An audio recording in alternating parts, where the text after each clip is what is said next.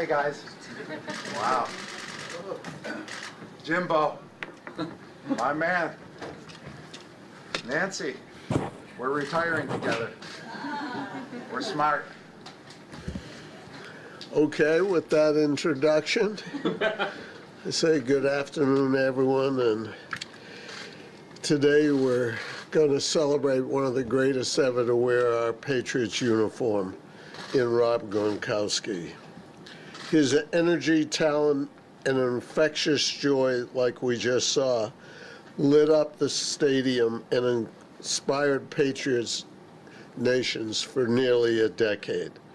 Like fans everywhere, I personally loved Gronk, and I treasured the unforgettable moments we shared.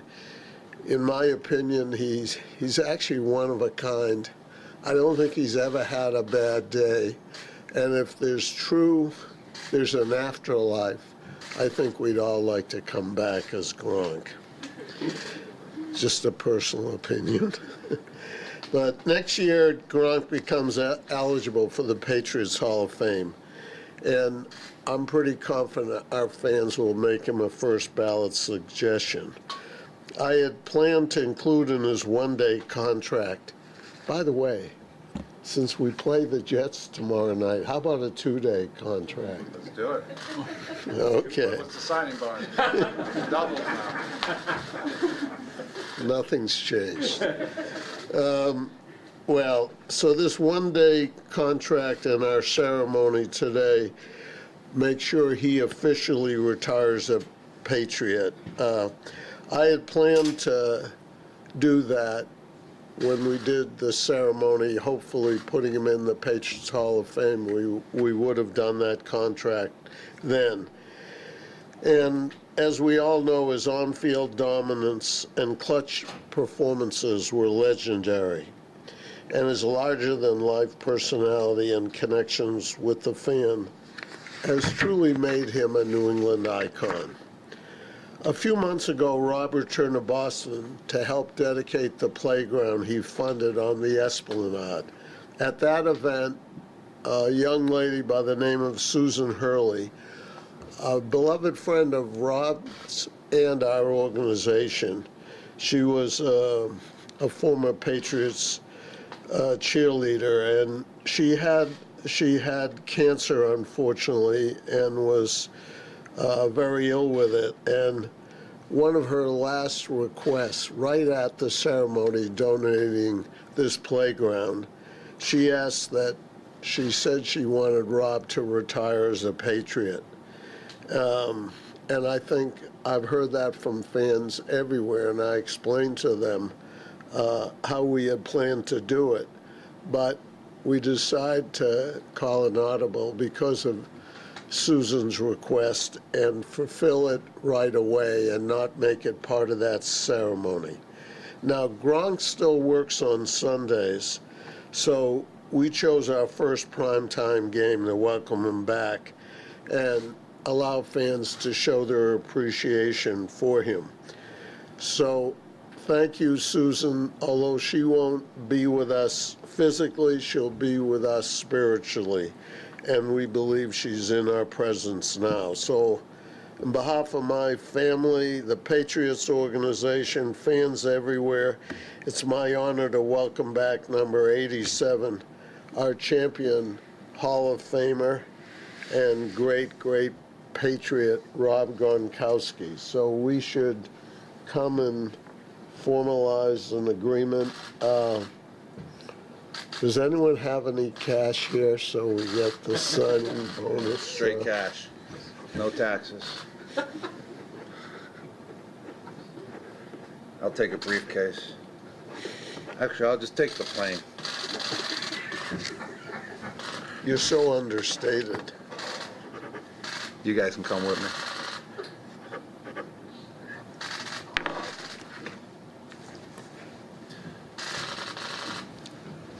Awesome. Thank you, Mr. Kraft, for the kind and wonderful words. And this means a lot to me, big time, because I'm a New England Patriot. I'm a Patriot for life.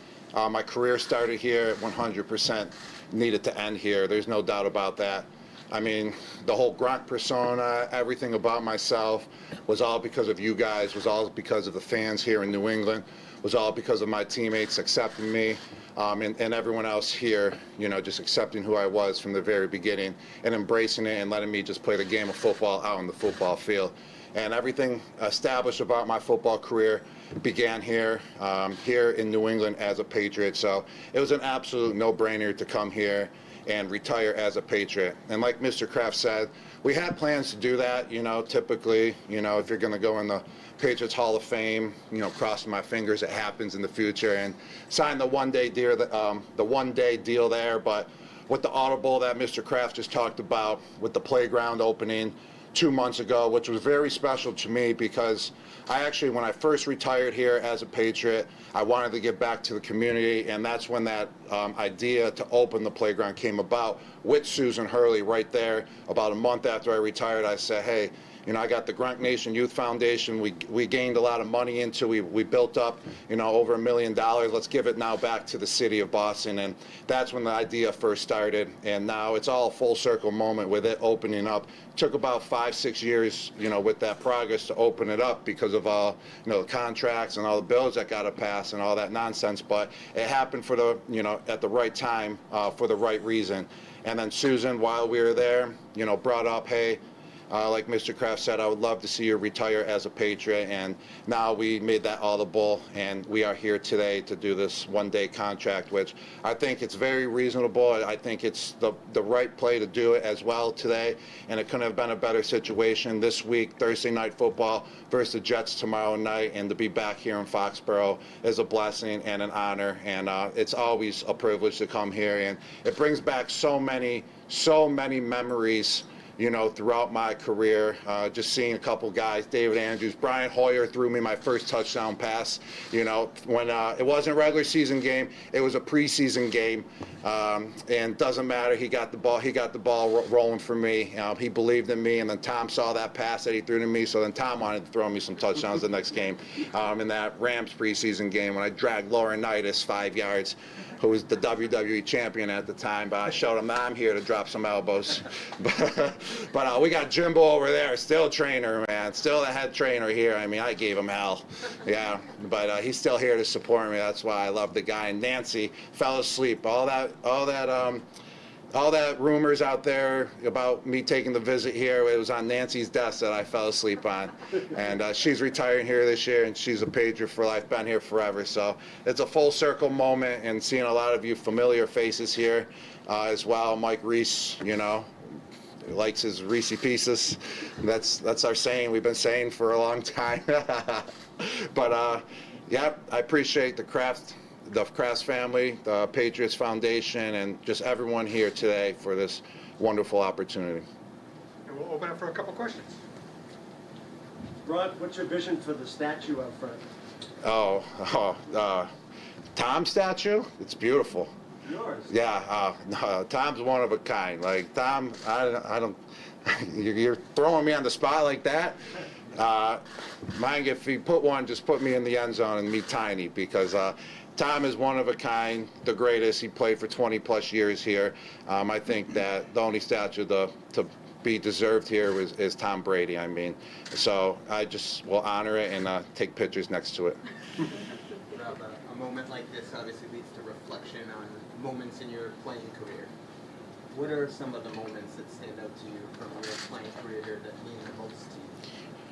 Well, I already talked about some of them, with Hoyer throwing me my first touchdown pass, but winning my first Super Bowl here, you know, that was always the ultimate goal, was to win a Super Bowl, and that first one will always be my favorite one, and just the feeling and the energy that came with it, you know, throughout that whole entire week after, that will be a memory for life. The parade, the duck boats, all that, but winning that first Super Bowl versus a very, you know, solid Seattle Seahawks team when they were going for the repeat, that memory will always, you know, be with me, and memories with the guys, the stories with the guys in the locker room, on the practice field, but the number one memory is winning those Super Bowls big time.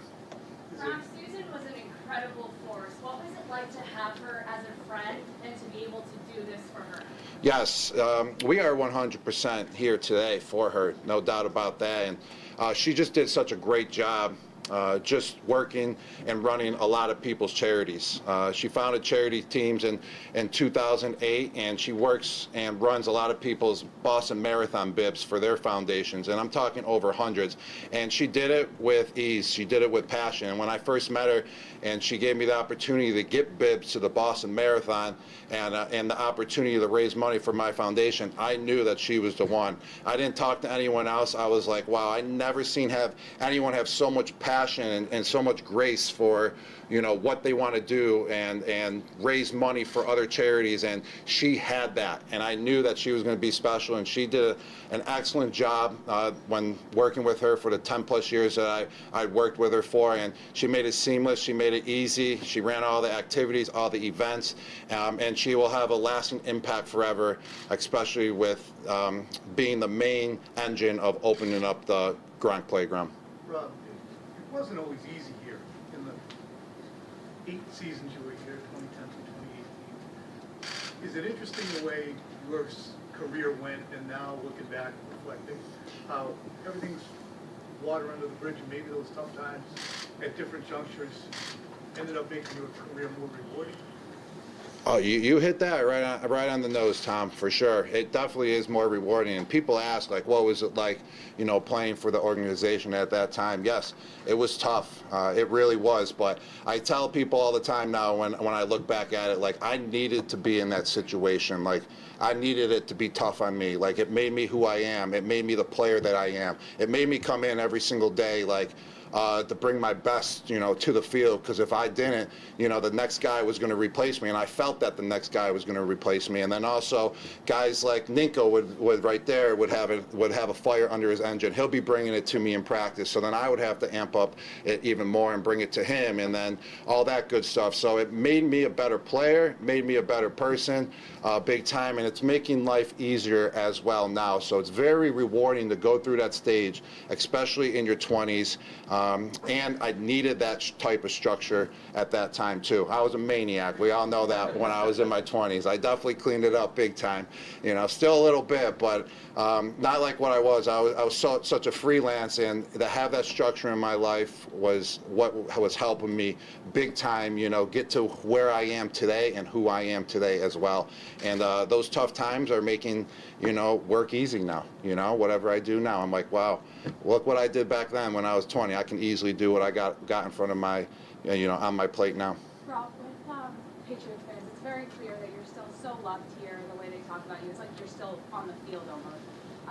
What's it like to have so much love from Patriots Nation just throughout your entire playing career and even now after? Yeah, it's really special, and I do get a lot of love. I really do. And if it's on the plane coming back, if it's walking my dog, you know, if it's just going to the grocery market, I get a lot of love from a lot of fans here in New England, and I appreciate that. And that's also what's making this moment very special. I mean, just literally in the last 2 days, a lot of people just congratulated me for this moment right here and how happy they were. I swear they were more happy for me than I was coming in here today. And like I said earlier, I appreciate the fans accepting me of who I was. I mean, it kind of made the persona very natural. It really did. And I would give credit to the fans. It wasn't like I had to do anything special out there. I was being myself, and they just took who I was, you know, and they blew it up to a whole nother level. Like the Gronk spike. Like, I always wanted to spike a football, and then I spiked it, and then they just took it to a whole nother level. Like, the Gronk spike's the greatest thing ever. I'm like, I just was spiking, you know, like, and the fans here in New England just made it so great. Like, me doing silly things off the field, like, they didn't care. They're like, oh, that's Gronk. Like, I got a free pass because of the fans accepting everything, which was great. So I appreciate everything, and I appreciate the love from the fans, and I always want to give love back whenever I can.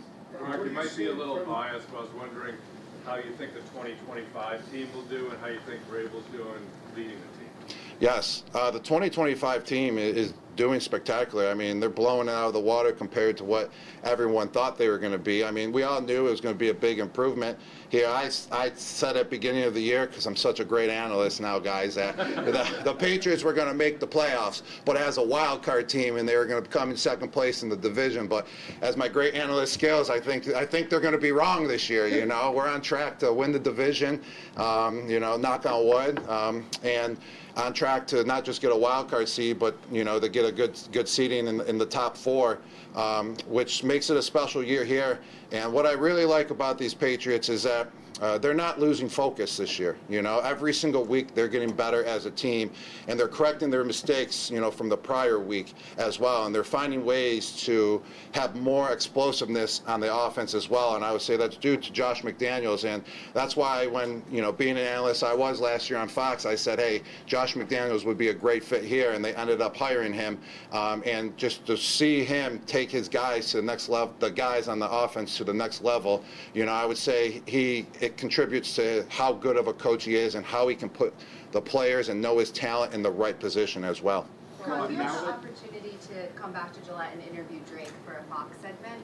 What impression did you come away with? Yes, I did, which was very special because I got to go to RKK's office then when I came back. So it's the second time we get to meet again here at Gillette Stadium in the last 3 weeks. But yeah, I did a sit-down interview with Drake Maye, which was special. And what I really loved about him is his IQ and his intelligence for the game of football. When we were just talking football and I was asking him questions and the way he respected the guys that were before him too. Obviously, you're coming after Tom Brady. You're always going to be compared to Tom Brady. But the way he answered the questions showed his respect, but also knew that it's his time and that he's got to do what he's got to do. You appreciate that type of answer. You appreciate that type of honesty and humbleness as well. And he had that, and the intelligence he had for the game of football. We were talking plays, and I was saying plays that were, the name of the play when I was there with McDaniels, and now the name has totally changed. And he not just knew my play, the play when it was named the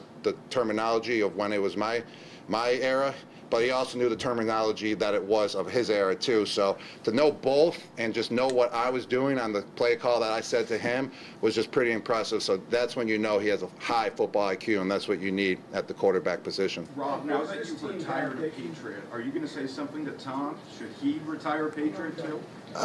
We all know Tom's a Patriot for life. He's got the statue. He probably did sign a one-day contract, whenever at the retirement when he went in his first year being retired into the Patriots Hall of Fame. So I'm sure, that Tom did sign it. I'm not sure if he did, but he doesn't even need to sign one. The guy's in the Hall of Fame statue, the greatest of all time. So it's just an honor to be able to, say I played my whole entire career with him as well. Ron, what do you see that this current team has that you think is special? Or maybe something that you guys had that made you so special? They're playing together as a team, and the Patriots right now, when you play together as a team and come together as a team, you necessarily don't need that big-time playmaker, and that's what everyone was saying at the beginning of the year. And that's what everyone said with us at the beginning of the year as well. Oh, we need that explosive guy. We need to trade for a #1 wide receiver, blah, blah, blah. But it doesn't matter when you got a group of guys that are in it with each other and know how to, have that chemistry and work with each other and have the same timing on every single play and know where to be and trust in each other, well, then that's what makes a great team. And that's where it's very similar to the teams that we had in the past, too, sometimes we didn't have a #1, guy, but everyone was a #1 guy, and everyone expected to get the ball, and everyone trusted in each other. And I see the similarities, this year with the Patriots as to, our successful years when I was here in that era. Rob, tomorrow night, can you just comment on what's going to be happening at the game with you? Yes, so I'll be keeper of the light. I'll be ringing the bell in the lighthouse at the beginning of the game, which is going to be special. Never done that before. And actually, I've never been to a game yet with the keeper of the light bell here. So that's going to be really cool to be able to participate in that. And then at halftime as well, just going to be able to address the crowd and then introduce the halftime performance, which is Low Cash, their country band singer. And I've known them for a couple years now, so when I heard that it was them, I was like, this is going to be a special moment, big time. And I got Camille here as well. And another story with my antics, we weren't supposed to talk to the cheerleaders, but I gave my number to Camille, back in the day, and I bypassed the rules once again because that's what I do. I don't think it was your rule. I just think it was my rule. Yeah, it was your rule. You're right. It wasn't my rule. So there's my antics right there. But Camille was a cheerleader, so I want to see some of her cheering skills tomorrow as well. I will be Yes. cheering on the Patriots always. And speaking of it, so Susan Hurley was a cheerleader back in the day too. So I just have something for cheerleaders, I guess. Rob, we've seen so much expansion of the NFL into international waters such as Brazil, Spain, and a bunch of other countries. What excites you most about seeing football grow in those international places, and knowing that you have a bunch of Gronk fans, not only in New England but globally? Yes. It's great that the NFL is expanding into other countries. I mean, I would have to say that has to be due to the owners, especially participating with conversations with Roger Goodell, the commissioner, because he has the control. And in order to expand the NFL, I mean, I feel like we maxed out here in the United States of America, but to make it even bigger, go globally. And I think it's great for the game. It's great for the players. It's great for the players, individually as well to, grow their, I would say, grow their brand too. And I would say, though, not get too big, because I like going over to Europe and going to other countries where no one knows who I am and just being a freelance and doing whatever I want to do and no fans coming up to me. But overall, it's great for the game of football. And I would just say to make it easier on the players is just to find the logistics to make the travel easier going over those seas, going overseas, because the time zone change, playing at 6 a.m. and all that. Just find the best ways possible to make sure the players are ready to go and give them enough time to recover after that game as well, after you play, in a different country.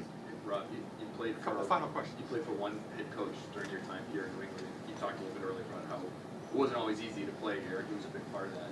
But when you reflect on your relationship and your time with Bill Belichick, what are your reflections on playing for him and the impact he made on your career? Yeah, Coach made a huge impact on my career. I mean, I wouldn't be here without this organization, without Coach, Vrabel, without my teammates, without RKK, without anyone that I had tenured time here with and spent some quality time with here in the organization. But Coach, Belichick, what's one thing he truly taught me is preparation and how to prepare for games and how to prepare for the upcoming Sunday, versus whoever you're going against, and prepare if it's a terrible team you're facing, if they're 0-10, or prepare the same way as if they're 10-0 as well, and always be ready for any situation. And I'm implying that into my life as well, big time. I mean, if I prepare, going into Fox on Sunday, I feel like I have a good day. If I, slack off a little bit, I think it makes it a little bit harder. So always be preparing and bring your best stuff, and then being able to adjust on the fly as well. Coach Belichick was so good at that, being able to adjust, put us in the best situations to be able to succeed, and just the way he coached us as well to be the best possible player that you could possibly be. If it was in the meeting rooms, calling you out, and I see the reasoning behind it. Sometimes you would get a little disappointed, you get a little frustrated, get called out, but now I look back at that now too, and I appreciate, him coaching me hard, him being hard on me, and I definitely sometimes maybe took it for granted, but definitely look back now and I appreciate all those situations that he put me in, if it was easy or hard. Rob, how would you describe the camaraderie after football with your Fox colleagues, Tom and Julian?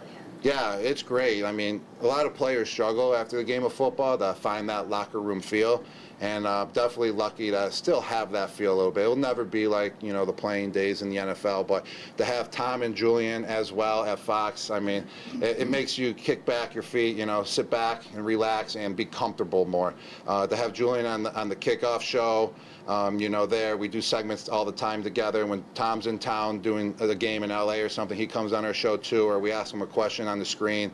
It makes it, more lovable. It makes you feel more comfortable as well that we're all there together, because we all understand each other. We all understand the way, we process football. We understand the way that we have football knowledge, and we know how to work together as well. So it's great. I love that we're all there together. What was the best catch you ever Take a made? final question, guys. What was the best catch you ever made? That's a great question to end on, baby. Right there. Tom, wow. I would say the greatest catch I've made, I mean, I would have to go with one of my one-handers. There's so many, I can't even think of what one. Yeah. Buffalo one? Yeah, the Buffalo one Denver one. and the Denver one. Well, the Buffalo one was, they're like tied to me because it was versus Buffalo, my hometown team. I always love to stick it to them. And it was on the sidelines versus an all-pro safety, and Tom threw it back, and I toe-tapped both feet in, I brought it in. But the Denver one was pretty special, too, because I caught it with my broken forearm. It was broken at the time, too, still, and no, it wasn't, but it sounded good. But I had the cast on it. He threw it backwards. It was a team meeting. You're not supposed to throw the ball in a team meeting. I mean, that's what Coach Belichick said all the time, but Tom did not listen this time. Threw it up there, and I just turned around and just one-handed and brought it in. And what made it special is I just lined up out wide on the very next play. See, this is great being back here. All the memories are just flowing. Like, you don't think about these memories when you're just sitting at home, but being back here in the building, they're all coming back. And then I caught it on the 2-yard line in the very next play. Josh McDaniels knows when to call your number again. He knows when you're on fire. He knows when you're tired. He could tell from practice and all that. Just like in the Super Bowl, actually, my very last catch in the Super Bowl, I swear he saw me open on the seam. We called the same exact play on that 28-yard catch to bring it to the 2-yard line, and then we scored the very next play with Sony Michel. It was the only touchdown of the game, but I ran the seam and I was open.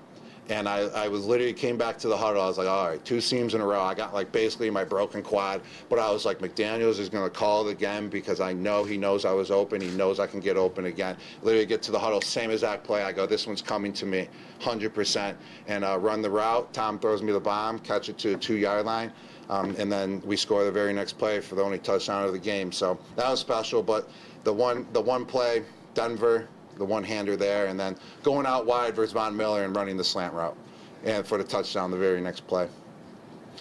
Yes, thank you guys. Thank you all for being here today. Robert, you want to come up and take a picture with Ron? Yeah. Okay, give me a round of applause.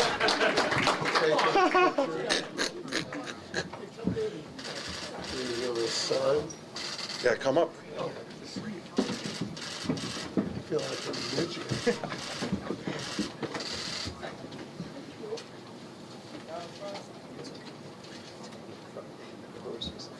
I don't know who to look at. Just looking around.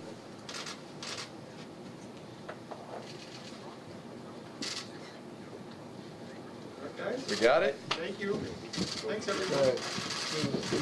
Great to see you. Every time I see you, you're talking to me. Thank you, man.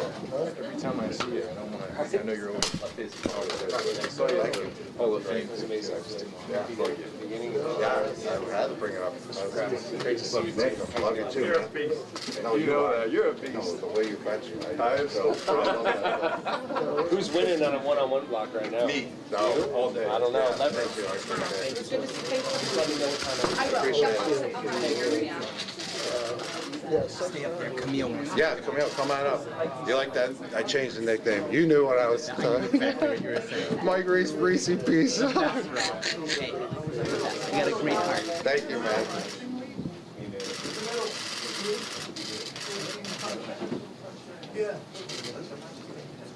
Hi, Roberts. Two Roberts, yeah, 2 middle children. Karen? Your team brought us together. If we both didn't make the Patriots Yeah. teams, Oh, that's we wouldn't have right. met. So we call that a shot. That's right. I should have said My that. life would have been different if I didn't make the cheer team and if you didn't make Yes. this organization. Can you say shot? Shot. S-H-A-D-C-H-E. Shot you. Shot. Shot him. Shot him. That's what the Patriots are. Well, great to have you all here today. Thanks. Excellent. Congrats, big guy. Thank you, baby. Thank you. Just wanted to say hi. We got a picture of Robs up there. All right, a couple of Robs up here. You're right. 3 Robs. Come here. You are. You want with just him? I have my camera. I just want to Thank you, man. Great to see you. Thank you, man. Wonderful. my little camera. Oh, you're right. I had to bring up a one-hander though, because one-handers are. It's a professional. But you're right, the shoe tuck one. Those are harder than one-handers.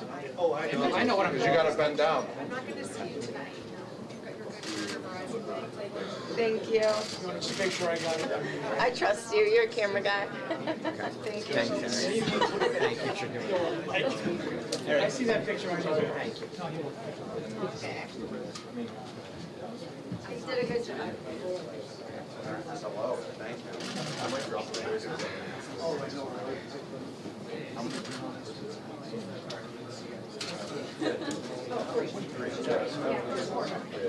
Hey. That was great. That was really great. Good job. Oh,